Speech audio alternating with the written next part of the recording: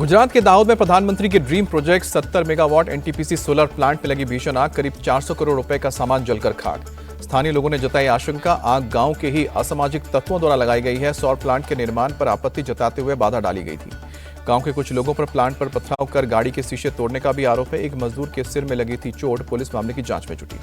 दिल्ली में वक्फ कानून के खिलाफ आज all India Muslim personal law board का प्रदर्शन। तालकटोरा स्टेडियम में जुटेंगे मुस्लिम संगठनों के नेता। प्रदर्शन में मुस्लिम संगठनों के बड़े चेहरे मौजूद रहेंगे। All India Muslim personal law board के अध्यक्ष सैफुल्लाह रहमानी, जमीयत उलेमा हिंद के मौलाना महमूद मदनी और एएमआईएम के प्रमुख ओवैसी भी होंगे शामिल। वक्फ कानून के खिलाफ आज दिल्ली में press conference. Association for protestation of civil rights and Indian Muslims for civil rights के बैनर के तले होगी प्रेस कॉन्फ्रेंस। केंद्रीय अल्पसंख्यक कल्याण मंत्री किरण रिजिजू आज मुंबई में वक्फ बिल को लेकर एक कार्यशाला का नेतृत्व करेंगे। अल्पसंख्यकों को जागरूक करना है मकसद। पश्चिम बंगाल हिंसा के मामले में सुप्रीम कोर्ट में आज भी सुनवाई होगी। वकील विष्णु शंकर जैन की याचिका पर सुनवाई करेगा सुप्रीम कोर्ट। सुप्रीम कोर्ट ने सोमवार को मुर्शिदाबाद में हिंसा से संबंधित याचिकाओं पर सुनवाई करने से इनकार किया है। याचिकाकर्ताओं से एक उचित याचिका दाखिल करने के लिए कहा गया है। मुर्शिदाबाद हिंसा को लेकर बंगाल एसटीएफ का एक्शन। उड़ीसा के झारसुगुड़ा से 8 लोगों को गिरफ्तार किया। दंगों में शामिल थे सभी। गिरफ्तार 8 लोगों में जियाउल हक के 2 बेटे भी शामिल। जियाउल हक जाफराबाद में बाप बेटी की हत्या का मुख्य आरोपी है। हिंसा के बाद सभी उड़ीसा भागे थे। 4 दिवसीय भारत दौरे पर अमेरिका के उप राष्ट्रपति जेडी वांस पहुंचे जयपुर। बुधवार को आगरा भी जाएंगे। 23 अप्रैल को ताजमहल का दीदार करेंगे जेडी वांस। आगरा में स्वागत के लिए जगह जगह सांस्कृतिक कार्यक्रम का आयोजन। पीएम मोदी ने वांस और उनके परिवार से मुलाकात की तस्वीर सोशल मीडिया पर शेयर की। लिखा, मैंने राष्ट्रपति ट्रंप से मुलाकात के बाद तेजी से प्रगति को लेकर समीक्षा की। वांस ने भी एक्स पर लिखा, पीएम मोदी से मिलना सम्मान की बात, वो एक महान नेता। पीएम मोदी ने अपने आवास पर वांस और उनके परिवार का स्वागत किया। पीएम मोदी ने वांस फैमिली को पीएम आवास के गार्डन को भी दिखाया। भारत आने के बाद सबसे पहले जेडी वांस ने अपने परिवार के साथ दिल्ली के अक्षरधाम मंदिर को देखा। आज 2 दिवसीय दौरे पर सऊदी अरब जाएंगे पीएम मोदी। सऊदी अरब के क्राउन प्रिंस ने दिया न्योता। पिछले 4 दशक में किसी भारतीय प्रधानमंत्री की जद्दा की यह पहली यात्रा है। सऊदी अरब के पीएम से भी मिलेंगे मोदी। द्विपक्षीय वार्ता करेंगे। जिद्दा में सांस्कृतिक कार्यक्रमों की तैयारी में जुटे हैं प्रवासी भारतीय। जमकर की गई रिहर्सल।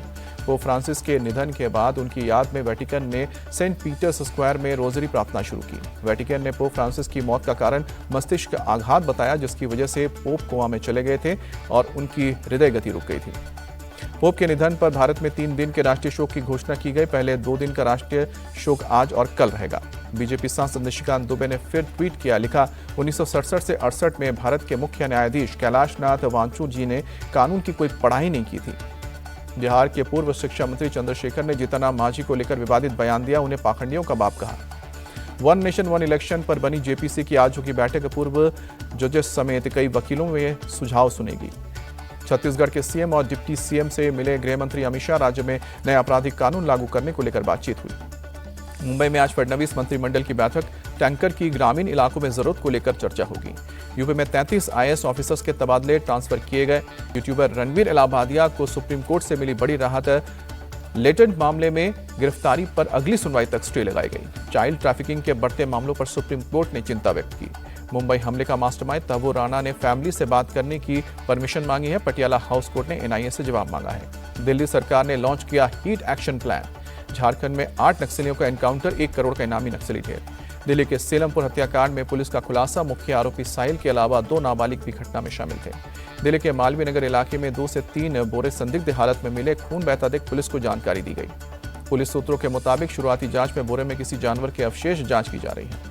दिल्ली के शादरा में एक युवक की चाकू घोंपकर हत्या। वारदात के बाद पूरे इलाके में सनसनी। जालंधर में पुलिस के साथ 3 बदमाशों की मुठभेड़। जवाबी कार्रवाई में एक बदमाश घायल। इलाज के दौरान मौत। बेगूसराय में 2 युवकों का शव खेत में बरामद हुआ। दोनों के हाथ पैर बांधे गए थे।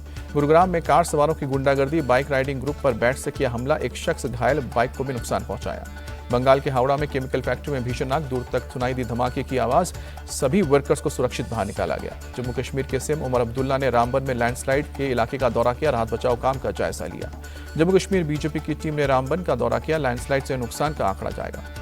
आईपीएल में लखनऊ सुपर जायंट्स का आज दिल्ली कैपिटल्स से होगा सामना। लखनऊ में दोनों टीमों के बीच होगी भिड़ंत। शाम को 7:30 बजे शुरू होगा मैच। केकेआर को मिली लगातार दूसरी हार। गुजरात टाइटंस ने 39 रन से हराया। जीटी पॉइंट टेबल पर टॉप पर बरकरार।